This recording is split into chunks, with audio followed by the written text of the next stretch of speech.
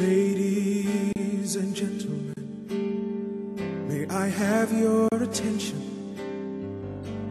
I want to introduce to you. Hello, I'm Kenton Chance, a journalism and mass communication student at Ming Chuan University International College in Taipei, Taiwan.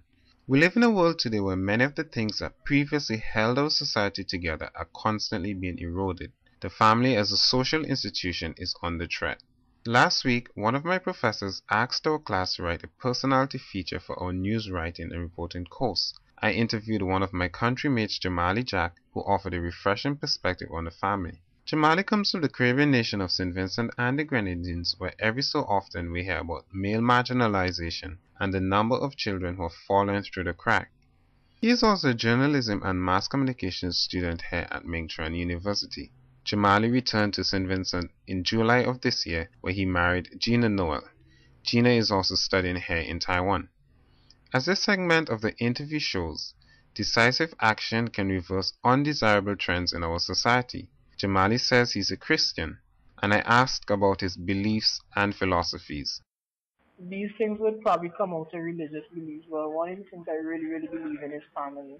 And I think it's because of how I grew up. I was fortunate enough to grow up in a family with mother, father, brother, three sisters. And one of the funny things is I always appreciated my family, but it's not until sometime, probably in 1997, when one of my friends who we had graduated technical and he was leaving to go to the States and so on. And he said to me, Jamal, if there's one thing I really admire you for is your family. And that really struck me because I think he was like a distant cousin of ours.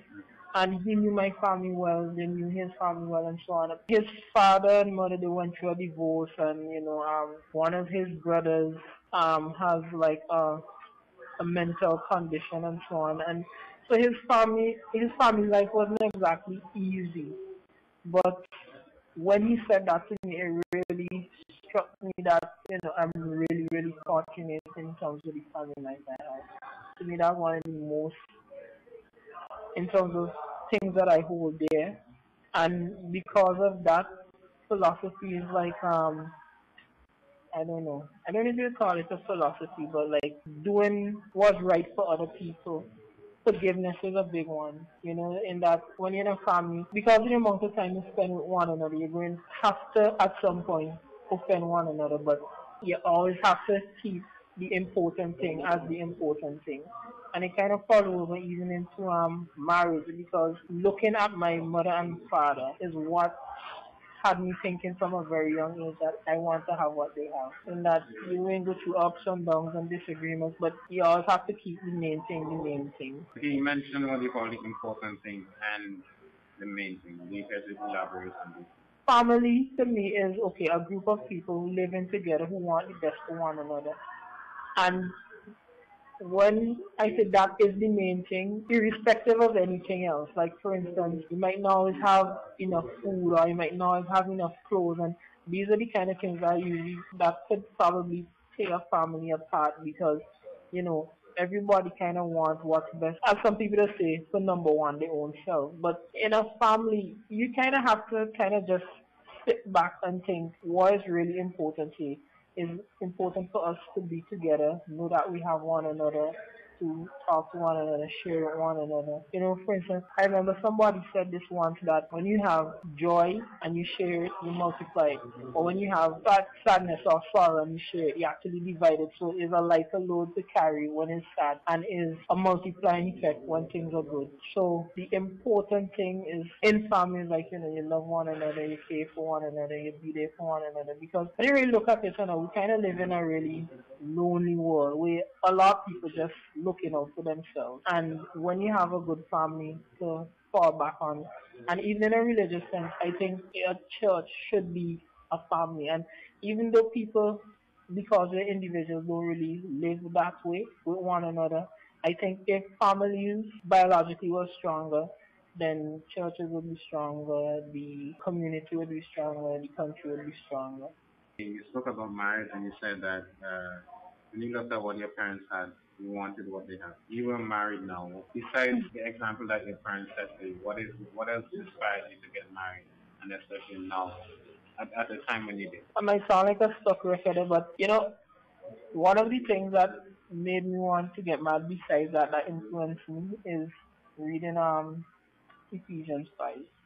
Because of my religious upbringing, when you really study the relationship between Christ and the church and is spoken of as, husband and his bride, when I think of all the things that he did for the church, all the sacrifice, all the this, all the love, all the patience, all these things, and I know that that is like supposed to be a reflection of what a husband and wife supposed to have.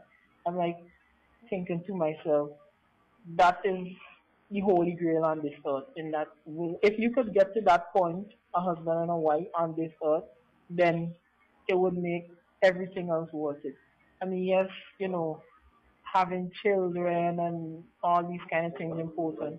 But I always remember my father always used to say to us that one of the best gifts a husband could give to his children is to take care of his wife. And then, when you have a wife, that she's supposed to be more important than even your children, because the children will grow up and go away and start their own families, but your wife is supposed to be a lifelong partner. Sometimes I usually sit down and say, boy, I don't think I could I mean, I really admire my parents, and I usually think I ain't the husband that my father was, and I ain't the father that my father was, and sometimes I think how I could attain that. And not that he was perfect, but being a child, living in that household, and know what I feel, I know that right now I'm not projecting that on like my son and even my wife, but maybe it'll take time because I mean he's in his 50s now, so and my father got married like really young. Actually, my grandmother, his mother had to sign for him to get married. He was like young. Tell me a little bit about your childhood. What were some of the greatest influences during your childhood? Or during your childhood, teenage years?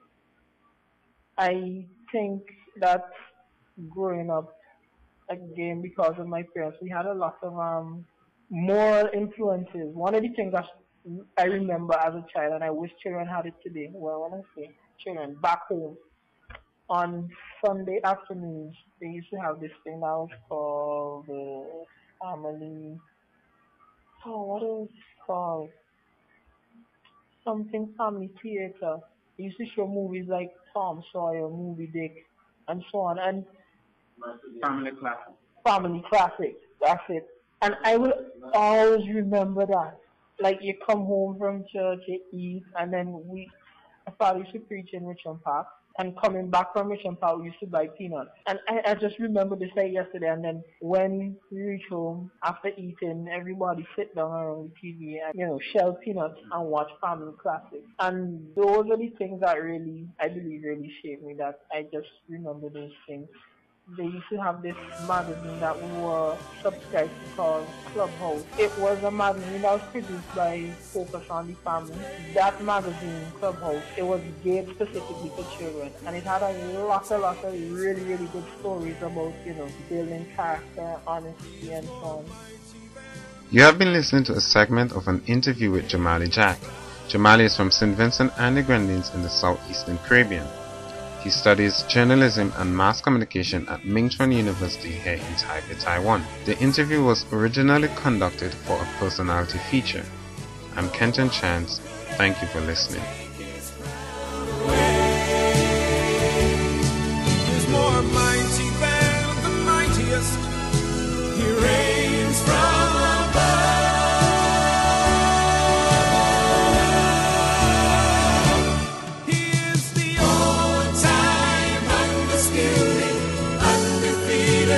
Champion, the all-time undisputed, undefeated champion.